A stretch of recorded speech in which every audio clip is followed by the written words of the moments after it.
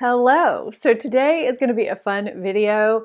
These are items that I would pick if I could only pick one item from each category to use for the rest of my life. So it's very different from a favorites video because all of these items had to be very practical for all types of occasions, weather conditions, and had to suit me as I age. I actually had kind of a hard time with this video. It was really hard to narrow down products. So this was actually a makeup tag that started a couple of years ago that for some reason I never did, but I always thought it seemed like it would be a lot of fun to do. I know some people have done some updates of their lists within the past year or so, and I always had fun watching them, so I hope you have fun watching this. And it turns out that Gemma from Pampered Wolf had never done this comprehensive video either, so we decided to collab together today. I know you guys love finding genuine, real channels to follow. We've connected somewhat recently and have been talking regularly ever since we connected. She is such a genuinely nice human being, and she's someone that I'm really glad to have developed a friendship with. We share a similar demographic here on YouTube. We both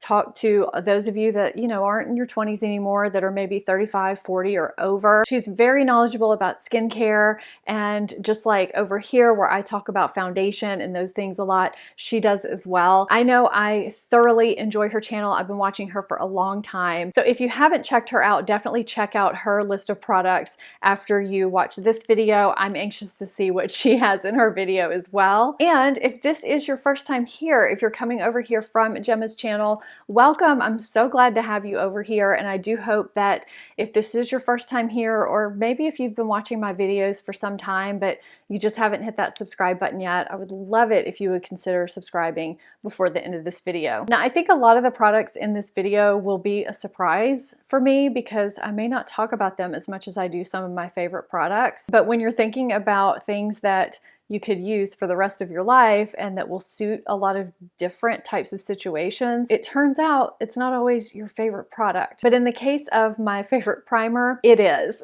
This is the Hourglass Veil Mineral Primer. This is my all-time favorite primer. I don't know how many of these I've gone through. And the reason why I chose this is because it is so great in any type of weather, any conditions.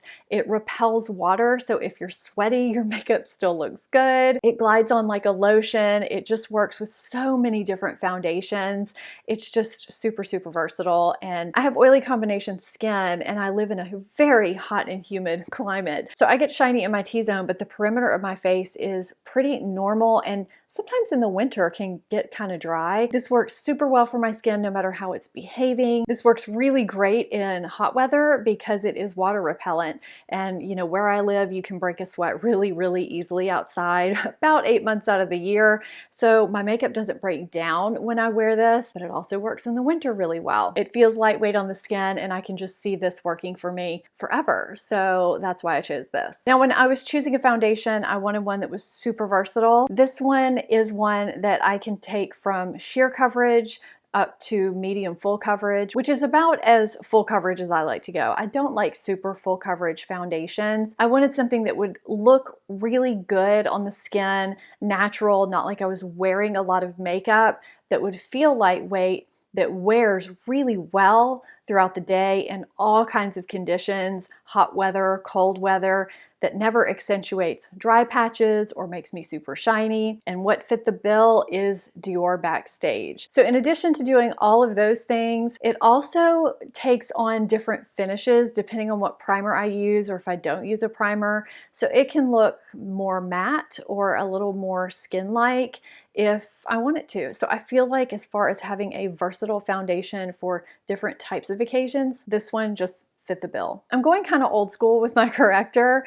I'm choosing the Tarte CC Under Eye Corrector. This is one that I used to talk about quite a bit, and I ran out of it. I started using other things, and I recently repurchased, and I remembered how much I really like this. I have the shade Light Medium. It works perfectly for my light medium neutral warm skin. It's very creamy. I love the compact. It's very travel friendly and slim. That was something that I took into consideration with this video. If I traveled somewhere, were all of these things very travel friendly and not too bulky? And this fit that. You might be surprised that there's not another corrector in this spot because I've talked about it so much. Number one, it is very expensive. Number two, there are occasions when I don't want that SPF underneath my eyes. If there's a lot of photography going on, I'm always just a little bit concerned about that. This will be just kind of great for anything, and that's what this video is all about. Now for concealer, I haven't really mentioned this one in a while either because I've been using a lot of other ones, but when I think about one concealer that I can conceal under my eyes as well as on my face, that's kind of tough because I have dry under eyes, but like I said earlier, my face is oily combination. So I need a creamy concealer that's not gonna accentuate the texture, the dryness underneath my eyes, but I need it to stay on my face. There's not very many concealers that I've talked about that do both very well, but this one does. This is the Too Faced Born This Way Multi-Use Sculpting Concealer. A little bit goes a long way with this, so I can make it natural looking if I want to. I can make it nice and full coverage. It's a really great product if you want something that's not drying for underneath the eyes, but that will stay on the face. You could even use this as kind of a foundation substitute if you wanted to, and place it strategically where you need more coverage. I mean, if you really break this out and think about it cost per ounce, this is basically drugstore pricing with the amount you get in this bottle. So yeah,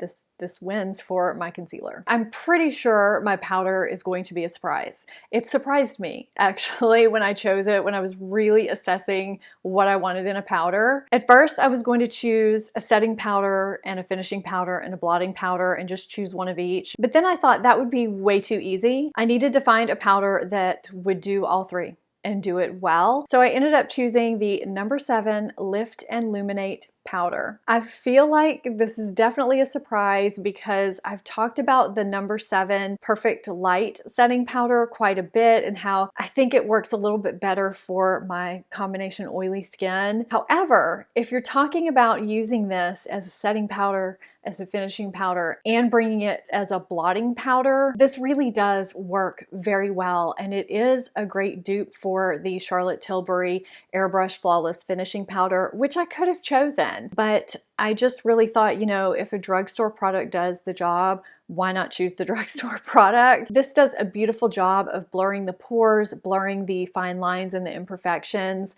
It's a beautiful powder at a great price. In the end, this is what I ended up choosing for my all-around, all-in-one powder. I think the bronzer is going to surprise you guys a little bit too. I know a lot of you are probably thinking that I picked the Marc Jacobs Tantastic because that is one of my top favorite bronzers. I've talked about it probably more than any other bronzer here on my channel. So for me, it was a toss-up between this Hourglass bronzer and this Becca bronzer. So the Hourglass bronzer I have in the shade Luminous Bronze Light, and the Becca bronzer I have in the shade Capri Coast. You almost can't even see what this looks like because I have hit pan on it. I've used it that much. And my thought process here was that having a little bit of luminosity, not glitter, not glimmer, just a little bit of beautiful radiance to your bronzer is just super flattering, especially as we age. It just gives that soft focus kind of candle glow effect, and I thought I could get that from either of these. And these actually remind me a lot of each other in terms of finish. They're both very, very flattering. To help make this decision, I wore them each this week, and I decided in the end to go with Becca because I could not quite build this one up as much as I wanted to get the bronzier look that I wanted. This was just kind of a color decision for me.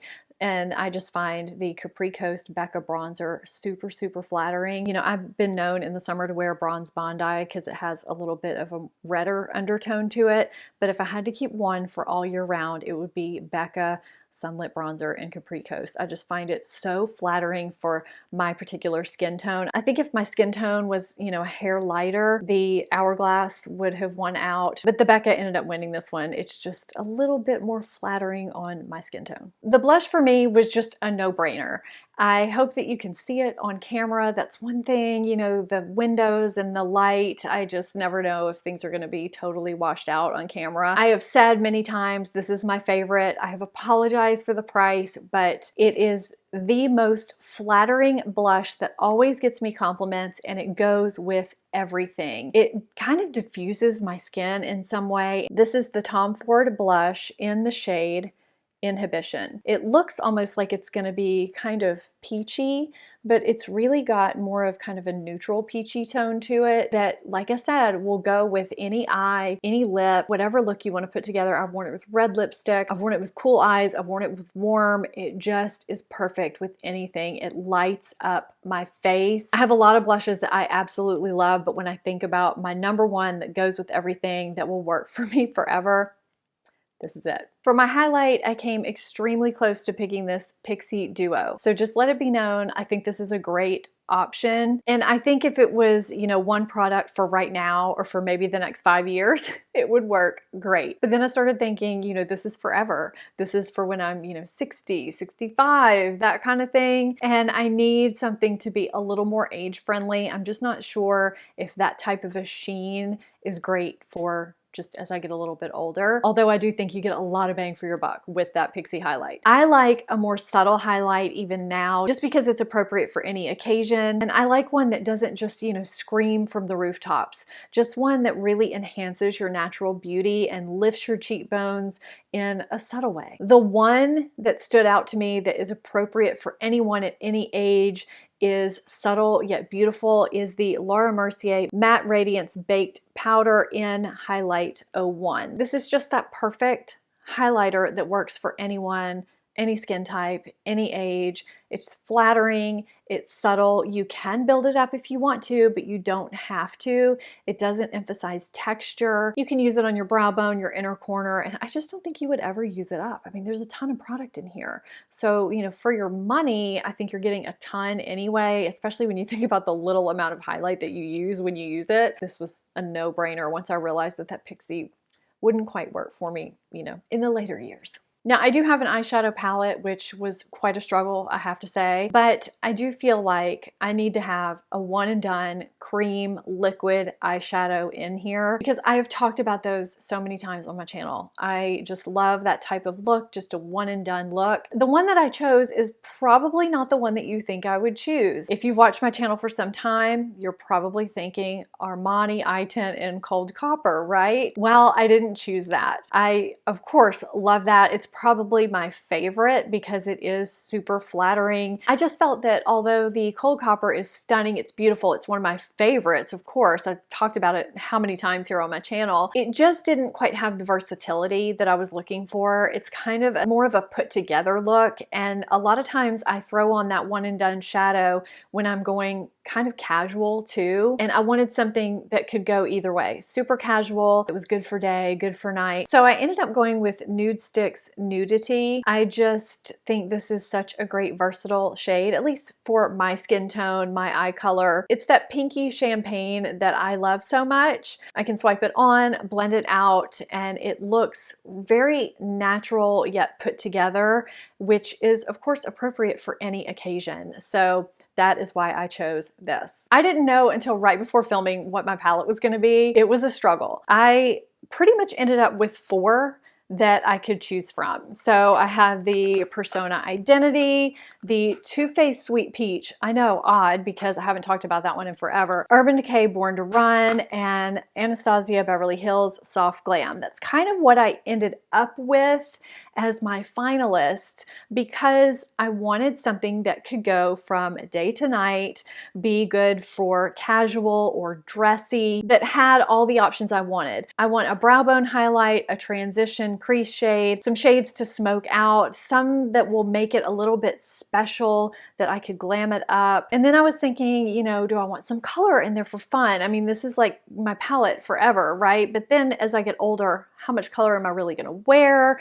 So there were all these questions. I mean, this is serious stuff, you guys. The first one to go was the Anastasia Soft Glam. And the reason why is because I'm a big fan of a champagne soft shade, and this doesn't have that in there. I actually think Anastasia doesn't like champagnes because most of her palettes have some sort of gold in them, but no champagne. This is also very straight warm. There's no cool at all if you ever want that option. So this was out. I started out putting Urban Decay Born to Run on my eyes, and I quickly realized this wasn't it. I thought it was it because it had all these color options and it had, you know, kind of this duochrome champagne shade here, but I don't know, I was looking at it and there was something that was missing, something that was making me hesitate, and I realized that it was a one and done type shade, like easy looks. You know what I mean? I felt like I would have to do the same type of easy looks all the time, and that's what I do most of the time. I mean, we are everyday beauty made easy here. I'm not always filming for YouTube. I'm out and about doing my own thing, and I feel like I would have to really put together looks with this, not just throw on something.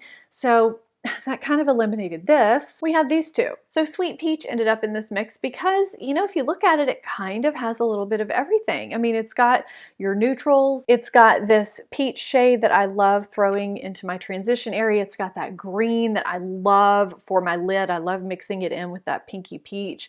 It's got the plums. It's got the browns. It's basically got everything, except I feel like if I want to get, you know, dressy, glam, it's just not there for me. But then I had this and I'm thinking the formulas here are to die for, and I have these special one and done shades, this one here and then this one here also. I can do one and done. I could do, you know, put together looks, special looks, glam looks. Yes, there's less color, but realistically for long term. So I ended up going with Persona, which surprised me actually, because I thought pops of color, I won't have that, which of course I will miss if this is my only palette. However, because the quality is so good here and I can just throw on a shade if I want to, this is the palette that I have on my eyes right now. And this shade right here, Bombshell right here, gives kind of this greeny look. I don't know, it's really pretty. And then you do have some pops of color that you can do. You can mix these shades. You know, these shades are kind of purpley here. They have some purple undertones. I really think that I would be happy using this palette because even though it looks like it's kind of basic, it's really not. You can get such special looks from this. And so it won, and I'm very happy. And I'm also happy that they finally changed from the cardboard packaging and put it in a sturdier package. It's got that going for it too. Now, Gemma and I said we weren't gonna do an eyeliner, but as I was going through this, I was thinking, you guys are probably gonna ask me about an eyeliner. So I'm just gonna tell you really quickly, the Urban Decay 24/7 in the shade Whiskey. I like to have a nice brown liner for when I'm throwing on a one and done shadow. It stays on a long time. It looks really nice. I like to be able to, you know, just smudge it out really quickly if I, you know, am putting on nothing else but, you know, mascara. So this would be my liner of choice. Now the mascara I'm actually choosing, I don't have here physically with me. I used it up and I'm going through some other mascaras before I repurchase. But I do have the mascara that I claimed was a good dupe in one of my dupes videos. I do think it's a great dupe. I think the mascara that I'm choosing is a little bit more consistently good from tube to tube. So the dupe that I have on is the CoverGirl Exhibitionist Waterproof, and the mascara that I would pick is the Urban Decay Perversion Waterproof. Both of them have this hourglass shaped wand and they give really great volume and length while holding your curl. I have to have either a fiber or a waterproof formula because my lashes are stick straight and they just won't hold a curl that I get from a lash curler unless I use one of those two formulas. I chose waterproof because there are situations in life where you're gonna need a waterproof mascara and you're not gonna need it to budge. I have tested both of these mascaras, fully submerged in water. I've cried with them both. They don't budge. And these give me really good looking lashes to where I can wear them during the day. They look good. I can build them up and wear them for night. I'm covered for every occasion. and I would choose the Urban Decay for the consistency, but for a budget version, or if that one ceased to exist, this is a great option. This is the best lip liner formula I have ever found. I discovered it this year. It fills in my lip lines in a way to where it looks kind of like I'm wearing lipstick, but I'm not. It's great to overline slightly if you have lips to even out, or if you just want to make them look a little bit fuller. It does it in a not obvious way.